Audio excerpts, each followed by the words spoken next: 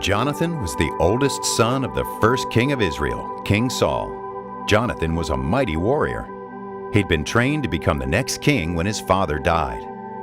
Once, Jonathan took only his armor-bearer and his sword to scale a cliff and attack a Philistine outpost.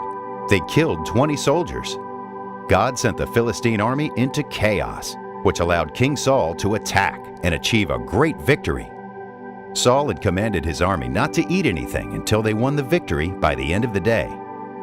But because Jonathan had been out killing the Philistine outpost, Jonathan hadn't heard the rules, and he ate some honey that he found in the forest.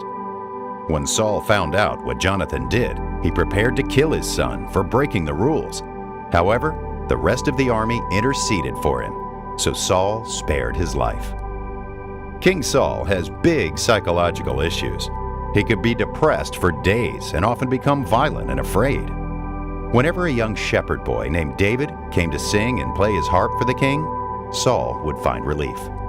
For 40 days, a Philistine giant daily challenged the Israelite army to send a warrior to fight him, but Saul hid in his tent.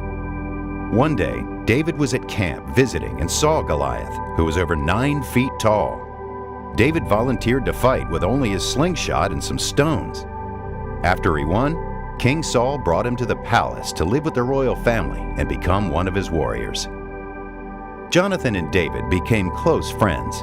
Although David became the most popular man in Israel, Jonathan supported and encouraged him.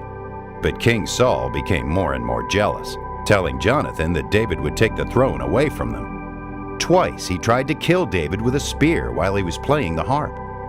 Jonathan confronted his father and talked to him regularly about David's loyalty. David even married into the family by marrying Jonathan's youngest sister. Jonathan made a covenant of friendship to David.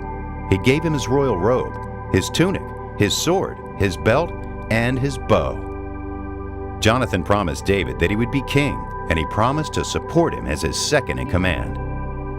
Jonathan continued to reason with his father concerning David's loyalty. But Saul got so angry, he once threw a spear at Jonathan. So Jonathan told David not to come back to the palace until he had determined once and for all if Saul's intention was to kill David. Jonathan told David to hide behind a rock in the field while he shot arrows. If he told the little boy that the arrows were in front of him, that told David that he was safe. If Jonathan told the boy that the arrows were behind him, that told David that Saul would stop at nothing to kill him. Jonathan shot the arrows behind the boy.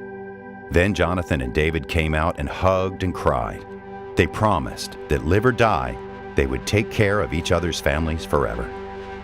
Saul took his sons and went into war, while David took his warriors and went into hiding. While Jonathan hoped to see David afterwards, Saul and his 3 sons were killed in the battle. David became the next king.